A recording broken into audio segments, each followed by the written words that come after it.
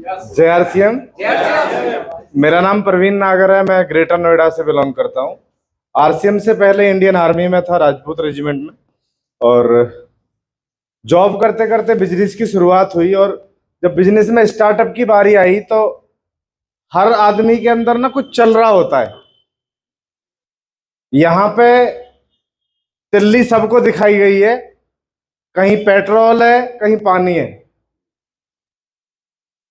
जिनके अंदर पानी है वो दूसरे की भी बुझा देंगे, और जिनके अंदर पेट्रोल है वो सबकी जला के जाएंगे। मैं अपनी शुरुआत करता हूं मेरे परिवार में। मेरे जो ग्रैंडफादर है वो ऑलरेडी कैप्टन से रिटायर है आर्मी से। मेरे पापा किसान थे, खेती करते थे, बहुत सीधे साधे व्यक्ति। बहुत समय से जिम्मेदारियां आ गई थी कि भाई मुझे करना है, मैं परिवार में बड़ा हूं, एक बहन भाई छोटे हैं, और 16 साल का था तब से जिम्मेदारियां ले ली थी। 16.5 साल की एज में मैं आर्मी में भर्ती हो गया था। उससे पहले की बात करूं तो मैं क्रिकेट का ट्रायल देने रणजी ट्रॉफी के लिए कैंप करने कानपुर गया था, और वहां पैसे की वजह से मेरा सिलेक्शन नहीं हो पाया था। तो सपने बड़े थे, बनना चाहता था कुछ। और जब एक आम आदमी के साथ ऐसी दिक्कतें आती हैं, मतलब वो नहीं कर सकता किसी वजह से, तो वो कॉम्प्रोमाइज करता है और कहीं ना कहीं अपनी जिंदगी को एडजस्ट कर लेता है। किसके हिसाब से? हालात के हिसाब से। और हालात ये बोल रहे थे कि फटाफट तुझे इनकम अर्नर बनना है।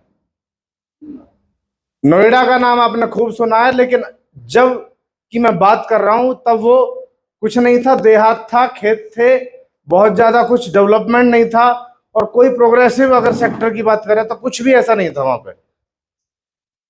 2003 में मैंने आर्मी ज्वाइन की। चलते चलते जिंदगी में किसी व्यक्ति के द्वारा आरसीएम बताया गया। जैसा कि सब लोगों ने बताया कि कोई भी नहीं करना चाहता, आप में से किसी ने भी, रामेश्वर जी के अलावा किसी ने भी अपने आप ज्वाइन नहीं किया होगा, बुलवा के रोक के। सही है ना? तो ऐसा ही मेरे साथ भी हुआ। मुझे 6 महीने लगे आरसीएम को एक्सेप्ट करने में, लेकिन जिस दिन ज्वाइन हुआ, ज्वाइन होने के कुछ समय बाद अपलाइन के द्वारा एक प्रोग्राम प्रमोट किया गया, और एक प्रोग्राम प्रमोट किया, उसमें मैं जा नहीं पाया किसी वजह से। लेकिन मैंने सर से बोला, सॉरी सर मैं नहीं जा पाया। लेकिन उससे पहले की बात करूं तो मैं सर से एक वादा कर चुका था कि आप ये बोल रहे हो आरसीएम में ट्रॉफी मिलती है, मेडल मिलते हैं, आप स्टेज के मंच के संचालक होते हैं, आप नेशनल हीरो हो सकते हैं, अगर ऐसा संभव है। वैसे तो आपकी सारी बातें मुझे बड़ी बड़ी और फेंकने वाली लग रही है। अगर ऐसा है, अगर वास्तव में ऐसा है, तो जो आप बोलोगे मैं करने को तैयार हूं। बताइए क्या कहा जाना है। तो सर ने बोला था मीटिंग में जाना है, और फौज तो फौज है। ये उधमपुर में जब हम आते थे, यहाँ मैं 58 RR में पोस्टिंग रहा हूं, तो जो तार बाउंड्री है ना, इसके बाहर बहुत कम फौजी दिखते थे हमारे टाइम में। आजकल तो बहुत सारे दिखे सुबह से। इंसर्जेंसी थी, बहुत ज्यादा मिलिटेंसी थी, उस तरह का माहौल नहीं था। लेकिन ऐसा ही अमृतसर में भी था कि आउटपास ही नहीं मिला। बोला जी जाओगे ही नहीं, और दूसरी ड्रेस पहन नहीं सकते, सेमिनार का टाइम हो गया है, सर की कॉल आ रही है। अब एक बहाना तो यह था कि सर मैं जा ही नहीं पाया, पर एक मैं वादा कर चुका हूं। अब एक वादा तो तोड़ना पड़ेगा, तो फौज वाला तोड़ना पड़ेगा या ये तोड़ना पड़ेगा। ज्यादातर लोग कौन सा वादा तोड़ देते हैं? आरसीएम वाला। इसलिए आज वो पीछे है। मैंने क्या किया, तारों को जोड़ा, बीच में से थोड़ा सा तोड़ा, अपने निकलने लायक जगह बनाई, और निकल के मैं सेमिनार में। सेमिनार था आरसीएम के star room mister Pramod Gulati ji का, और मैं बहुत प्रभावित हुआ उस दिन, क्योंकि जैसे ही गुलाटी जी की एंट्री हुई तो वहां से फूलों की बारिश होनी स्टार्ट हुई। तो मुझे लगा यार 10 साल तो मुझे भी हो लिए। खूब मेहनत करते हैं, सुबह से शाम तक, उठने का पता नहीं, सोने का पता नहीं, जगने का पता नहीं, कोई आके जगा देता, चलते ड्यूटी का टाइम हो गया, चल खड़ा हो। यार इतना काम करते और ऊपर से गाली और मिलती है, तुम तो हरामखोर हो। यार ऐसा इस आदमी ने कुछ तो किया होगा। मैंने सेमिनार हॉल से बाहर निकलते ही सर को कॉल लगा दी, मुझे बता दो सही सही करना क्या है, अब तक तो तुमने गोल गोल घुमाई है। बोले मैं 1 हफ्ते बाद आ रहा हूं। और सर ने बैठ के प्लानिंग बनाई, 1.25 साल अपनी जॉब के साथ किया आरसीएम को।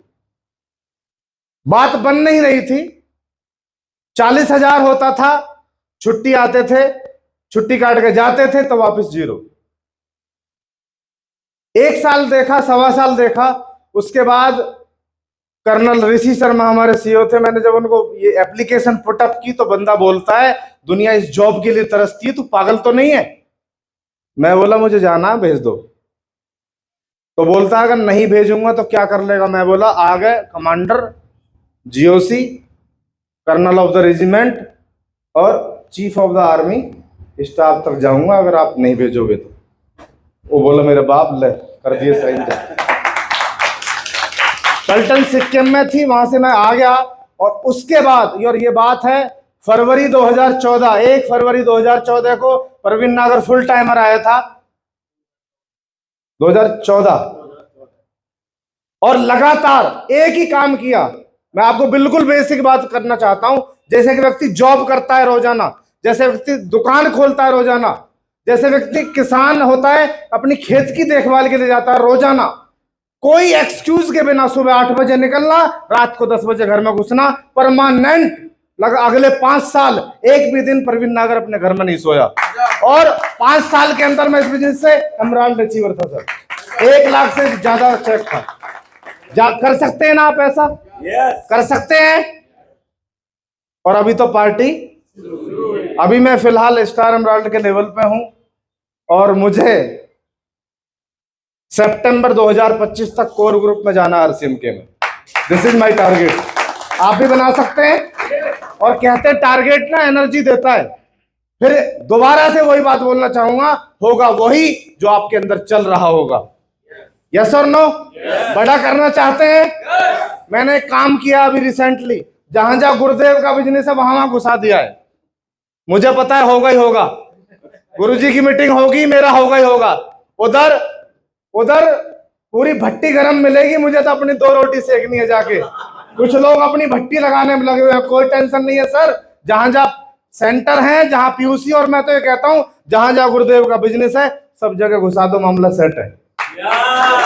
जैंड के वाले बड़ा बिजनेस करना चाहते हैं, बड़ा करना चाहते हैं ना सर। ये पहाड़ी एरिया है, यहाँ बहुत दिक्कत आती है ट्रैवलिंग में, और मैं रहा हूं यहाँ। लगभग 6 साल की नौकरी मेरी जम्मू कश्मीर की है।